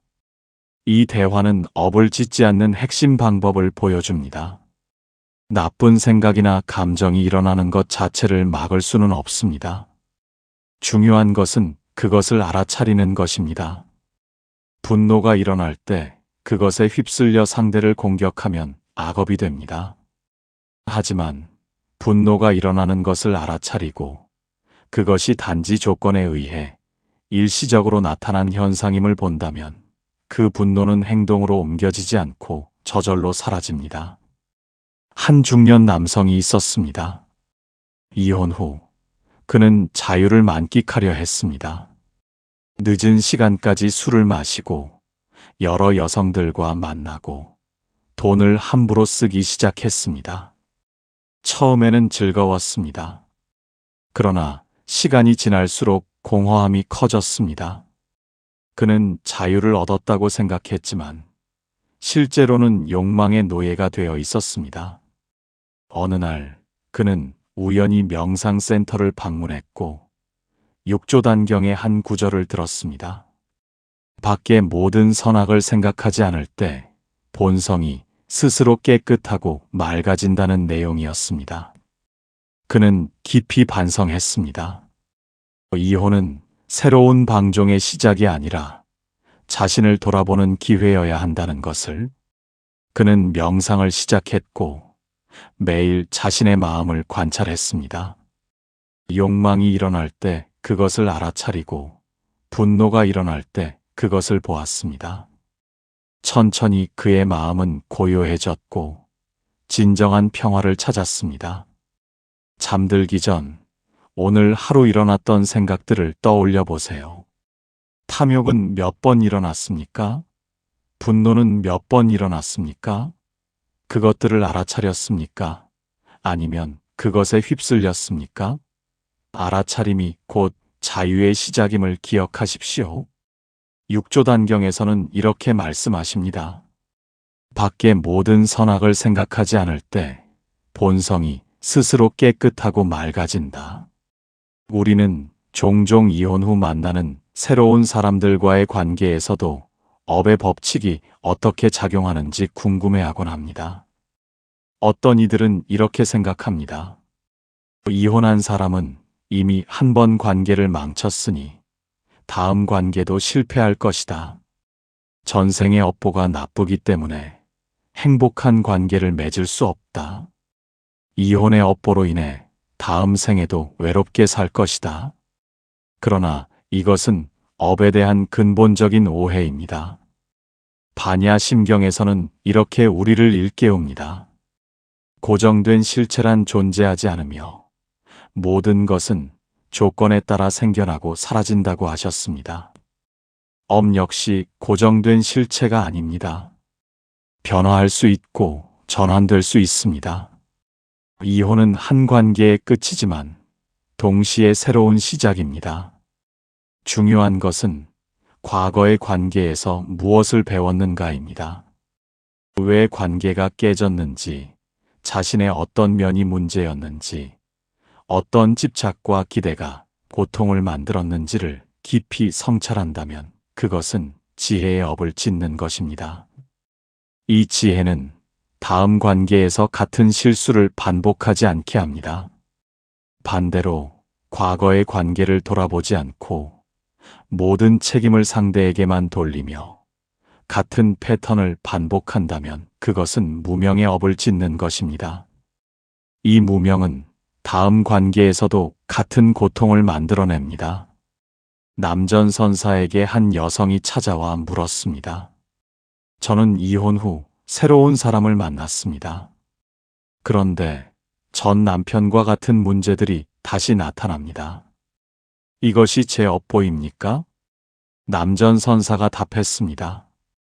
고양이를 베어 죽인 것은 고양이의 잘못이 아니라 집착의 잘못이니라. 무슨 말씀이신지 이해할 수 없습니다. 남전선사가 설명했습니다. 그대는 관계를 바꾸었으나 마음을 바꾸지 않았느니라. 같은 집착으로 같은 기대를 하니 같은 고통이 나타나는 것이니라. 관계가 문제가 아니라 그대의 마음이 문제니라. 그럼 어떻게 해야 합니까? 남전선사가 말했습니다. 상대를 바꾸려 하지 말고 그대 자신을 보라. 무엇을 기대하는가? 무엇에 집착하는가? 무엇을 두려워하는가? 이것을 보는 것이 마음을 바꾸는 시작이니라. 이 가르침은 매우 통찰력이 있습니다. 우리는 관계의 문제를 상대 탓으로 돌리곤 합니다. 이 사람이 나쁘니 다른 사람을 만나면 괜찮을 것이라 생각합니다. 하지만 같은 마음의 패턴을 가지고 있다면 다른 사람을 만나도 같은 문제가 반복됩니다. 진정한 변화는 상대를 바꾸는 것이 아니라 자신의 마음을 바꾸는 것입니다. 한 여성이 있었습니다. 그녀는 2번의 이혼을 경험했습니다. 첫 번째 남편은 일에만 빠져 있었고 2번째 남편도 마찬가지였습니다. 그녀는 자신의 업보가 나쁘다고 생각했습니다. 그러던 어느 날 상담사를 만났고 자신의 패턴을 보게 되었습니다. 그녀는 어릴 때부터 사랑받지 못했다는 두려움이 있었고 그래서 무의식적으로 자신을 확인해 줄 수 없는 사람들을 선택했습니다. 일에 빠진 남편들은 그녀의 사랑을 확인해 주지 못했고 그녀는 더 많은 확인을 요구했고 관계는 파탄났습니다. 이것을 깨달은 후 그녀는 명상과 자기 성찰을 시작했습니다. 자신의 두려움을 직시하고 타인에게서 확인받으려는 욕구를 내려놓았습니다. 그러자 3번째 관계는 완전히 달랐습니다. 평화롭고 안정적인 관계를 유지할 수 있었습니다. 잠들기 전 여러분의 관계 패턴을 살펴보세요. 같은 유형의 사람들을 반복해서 만나고 있습니까? 같은 문제들이 반복됩니까? 이것은 업보가 아니라 배우지 못한 교훈입니다. 과거의 관계에서 무엇을 배워야 했는지 깊이 성찰해 보십시오. 반야심경에서는 이렇게 말씀하십니다. 고정된 실체란 존재하지 않으며 모든 것은 조건에 따라 생겨나고 사라진다. 삶의 모든 변화를 넘어서 우리는 가장 깊은 질문을 마주합니다. 이혼 후 전생의 업은 정말로 바뀌는 것일까요? 다음 생의 과보는 어떻게 되는 것일까요?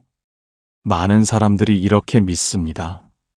이혼하면 다음 생에 더 나쁜 과보를 받는다. 배우자와 헤어지면 다음 생에는 사랑하는 사람을 만나지 못한다. 이혼의 업보로 지옥이나 아귀도에 떨어진다. 그러나 부처님께서는 자바람경을 통해 업과 윤회의 진실을 말씀하셨습니다. 업은 자동적으로 과보를 만드는 기계적 법칙이 아니라고 하셨습니다. 같은 업이라도 그것을 대하는 마음에 따라 과보가 달라진다고 하셨습니다. 지은 업을 뉘우치고 참회하면 무거운 업도 가벼워지고, 선업을 닦으면 악업의 과보를 상쇄할 수 있다고 하셨습니다. 이혼 그 자체가 다음 생의 운명을 결정하지 않습니다. 중요한 것은 이혼이라는 경험을 통해 우리가 무엇을 배우고 어떻게 성장하느냐입니다. 만약 이혼을 통해 집착을 내려놓는 법을 배웠다면, 자신의 잘못을 인정하고 참회했다면, 상대를 용서하고 자비를 키웠다면 그것은 오히려 선업을 짓는 것입니다. 이 선업은 다음 생에 좋은 과보로 익습니다. 반대로 이혼 후에도 계속 원망하고 미워하며 자신은 잘못이 없고 모두 상대 탓이라고 생각하며 같은 패턴을 반복한다면 그것은 악업을 계속 짓는 것입니다. 이 악업은 다음 생에 고통으로 돌아옵니다. 백장선사에게 한 수행자가 찾아와 물었습니다. 저는 이혼했습니다. 다음 생의 업보가 두렵습니다. 어떻게 하면 이 업을 씻을 수 있습니까? 백장선사가 답했습니다. 업을 씻으려 하지 말고 업을 짓지 말라. 이미 지은 업은 어찌할 수 없지 않습니까? 백장선사가 말했습니다. 과거는 이미 지나갔으니 그것은 환상이니라. 다만 지금 이 순간 새로운 업을 짓지 않는 것이 과거의 업을 씻는 것이니라. 그렇다면 과거의 악업은 모두 사라집니까?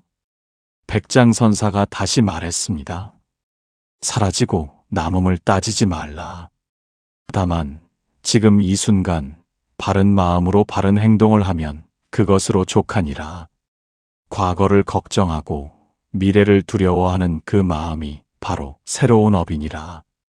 이 대화는 업에 대한 가장 본질적인 가르침을 담고 있습니다. 과거의 업을 걱정하고 미래의 과보를 두려워하는 것 자체가 새로운 업을 짓는 것입니다.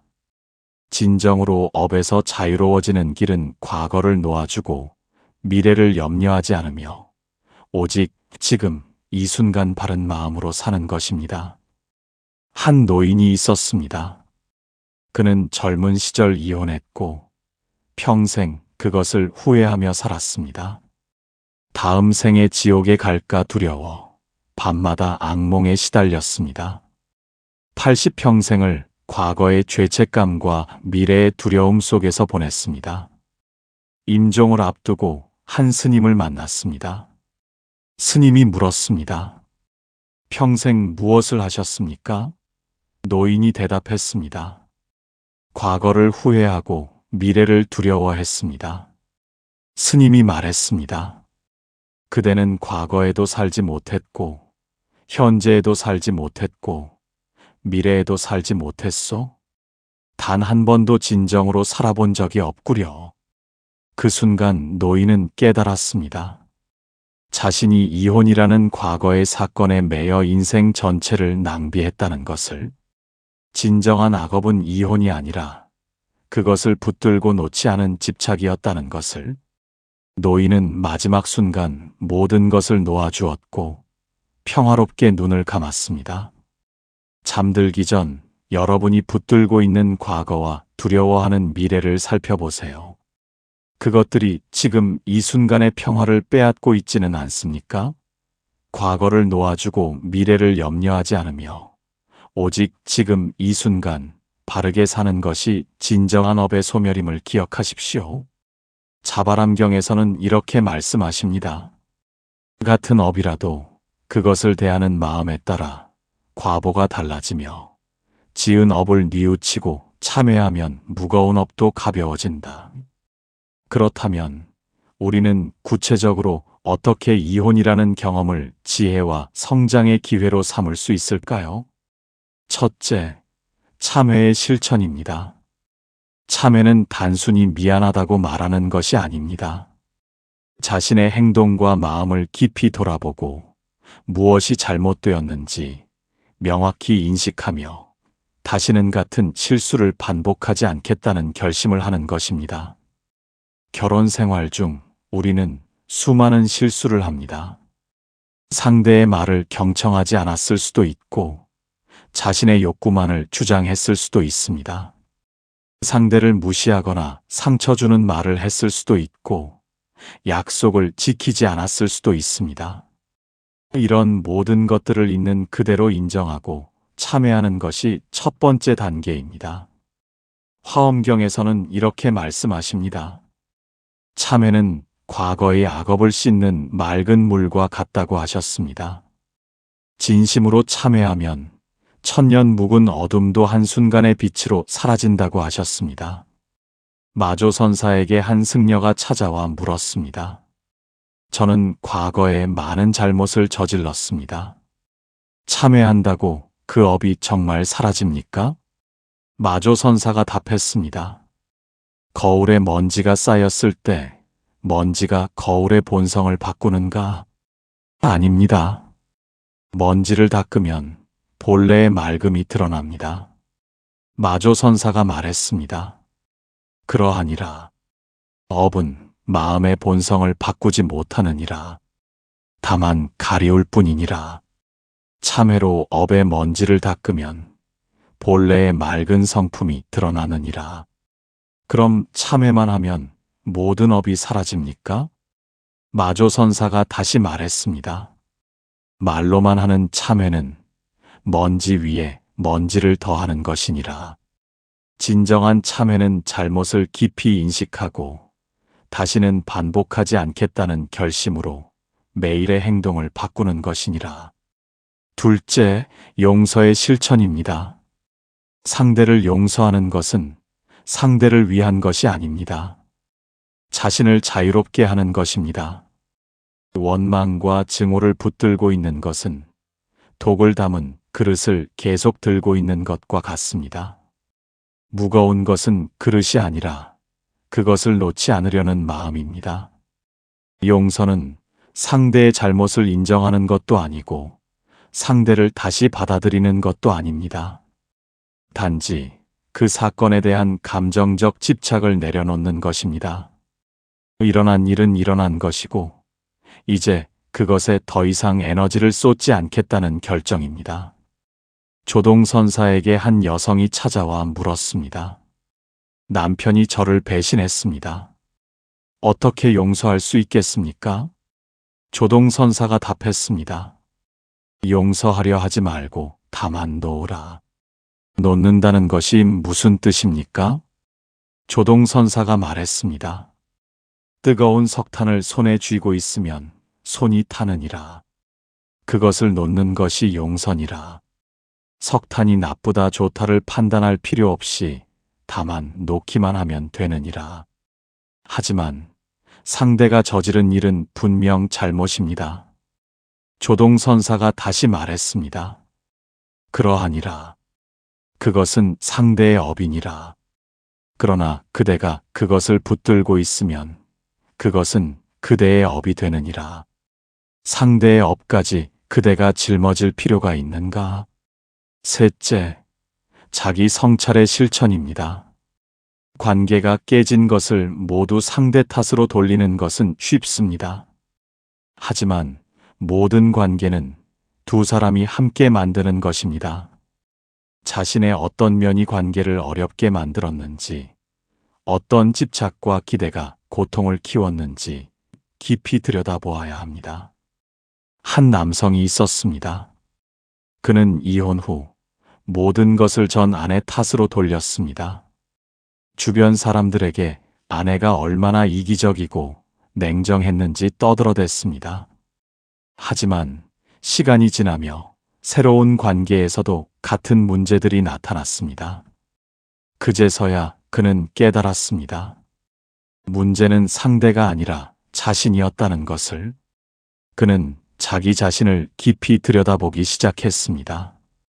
왜 자신은 항상 상대가 자신의 기대에 부응하기를 바랐는가? 왜 상대의 독립성을 인정하지 못했는가? 왜 자신의 불안을 상대가 채워주기를 원했는가? 이런 질문들을 통해 그는 자신의 집착과 두려움을 보게 되었습니다. 그리고 그것들을 하나씩 내려놓는 수행을 시작했습니다. 넷째, 현재 순간을 사는 실천입니다. 과거의 실패에 매이지 말고, 미래의 불안에 사로잡히지 말고, 오직 지금 이 순간을 온전히 살아야 합니다. 이혼은 과거의 사건입니다. 그것은 이미 일어났고 바꿀 수 없습니다. 중요한 것은 지금 이 순간 무엇을 하고 있는가입니다. 매일 아침 눈을 뜰 때 자신에게 물어보십시오. 오늘 나는 어떤 마음으로 살 것인가? 원망과 후회 속에서 살 것인가? 아니면 감사와 평화 속에서 살 것인가? 과거를 되씹으며 살 것인가? 아니면 지금 이 순간을 온전히 경험하며 살 것인가? 잠들기 전 오늘 하루를 돌아보세요. 참회해야 할 일이 있었습니까? 용서해야 할 일이 있었습니까? 자신을 성찰할 순간이 있었습니까? 현재에 머물렀던 순간이 있었습니까? 이 네 가지 실천이 매일의 삶 속에 자리 잡을 때 업은 저절로 정화됩니다. 화엄경에서는 이렇게 말씀하십니다. 참회는 과거의 악업을 씻는 맑은 물과 같으며 진심으로 참회하면 천년 묵은 어둠도 한순간의 빛으로 사라진다. 이처럼 업의 소멸과 정화를 알았다면 이제 우리는 새로운 삶을 어떻게 시작할 것인가를 생각해야 합니다. 이혼 후 많은 사람들이 두 가지 극단 중 하나로 치우칩니다. 어떤 이들은 다시는 관계를 맺지 않겠다고 마음의 문을 닫아버립니다. 한 번 상처받았으니 다시는 아파하고 싶지 않다는 것입니다. 또 어떤 이들은 외로움을 피하기 위해 성급하게 새로운 관계로 뛰어듭니다. 상처를 치유하지 않은 채 새로운 사람에게 의지하려 합니다. 두 가지 모두 지혜로운 길이 아닙니다. 중도의 길은 상처를 치유하면서도 마음을 열어두는 것입니다. 과거의 경험에서 배우되 그것에 사로잡히지 않는 것입니다. 법구경에서는 이렇게 가르칩니다. 지나친 것도 모자란 것도 모두 고통이니 중도를 따라 균형 잡힌 삶을 살라고 하셨습니다. 해능대사에게 한 승려가 찾아와 물었습니다. 저는 이혼 후 모든 인연을 끊고 홀로 살려 합니다. 이것이 집착을 끊는 길입니까? 해능대사가 답했습니다. 밖의 인연을 끊는다고 마음의 인연이 끊어지는가? 무슨 말씀이신지 모르겠습니다. 해능대사가 설명했습니다. 사람을 피한다고 집착이 사라지지 않느니라. 집착은 밖에 있지 않고 마음에 있느니라. 사람들 속에 있으면서도 집착하지 않는 것이 진정한 자유니라. 그럼 다시 관계를 맺어야 합니까? 해능대사가 말했습니다. 맺어야 한다, 맺지 말아야 한다를 따지지 말라. 다만 마음이 자유로운가를 보라. 관계 속에 있어도 집착하지 않고 혼자 있어도 외롭지 않다면 그것이 중도니라. 이 가르침은 매우 중요합니다. 문제는 관계 그 자체가 아니라 관계에 대한 집착입니다. 관계를 피하는 것도 집착이고 관계에 매달리는 것도 집착입니다. 진정한 자유는 관계의 유무와 상관없이 마음이 평온한 상태입니다. 한 여성이 있었습니다. 이혼 후 그녀는 모든 남성을 멀리했습니다.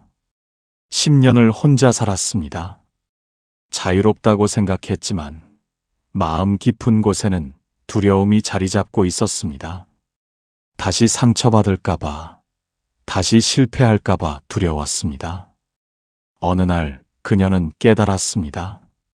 자신이 관계를 피하는 것은 자유가 아니라 두려움의 다른 형태라는 것을.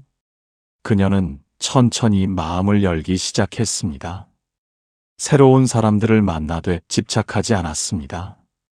관계가 깊어지면 기쁘고 관계가 끝나도 괜찮았습니다.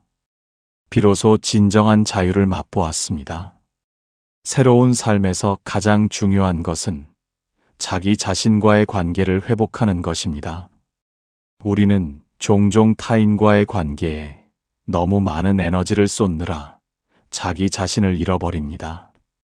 결혼 생활 중에는 배우자의 필요와 기대에 맞추느라 이혼 후에는 상처와 분노에 사로잡혀 정작 자기 자신이 누구인지 무엇을 원하는지 모르게 됩니다.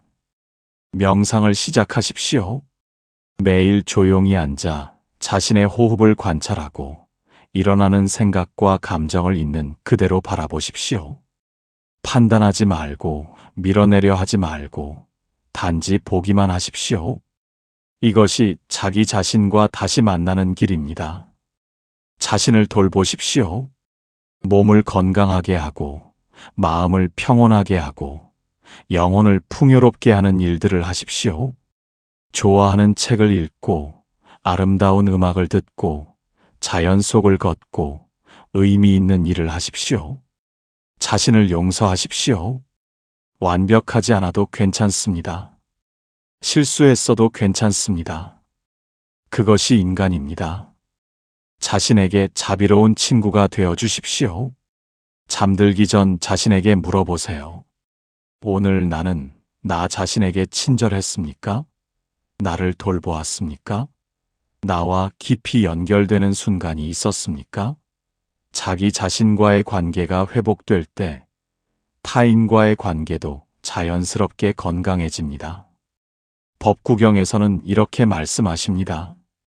지나친 것도 모자란 것도 모두 고통이니 중도를 따라 균형 잡힌 삶을 살라. 사랑하는 모든 분들, 오늘 우리는 부처님의 지혜를 따라 이혼과 업보에 대한 깊은 여정을 함께 했습니다. 업은 행위 그 자체가 아니라 마음이 짓는다는 것을 배웠고, 전생의 인연도 영원히 고정된 것이 아니라 변화할 수 있다는 것을 보았습니다. 이혼 그 자체는 선도 악도 아니며 중요한 것은 그 과정에서 어떤 마음을 내느냐라는 것을 알게 되었습니다. 과거의 업은 참회와 용서로 정화할 수 있고 새로운 업은 알아차림과 지혜로 짓지 않을 수 있다는 것을 배웠습니다. 관계의 끝은 동시에 새로운 시작이며 그 시작은 자기 자신과의 깊은 만남에서 시작된다는 것을 깨달았습니다. 어떤 이가 부처님께 여쭈었습니다. 세존이시여, 저는 분명 무상과 무아와 연기를 이해했는데도 삶은 여전히 고단합니다. 왜일까요?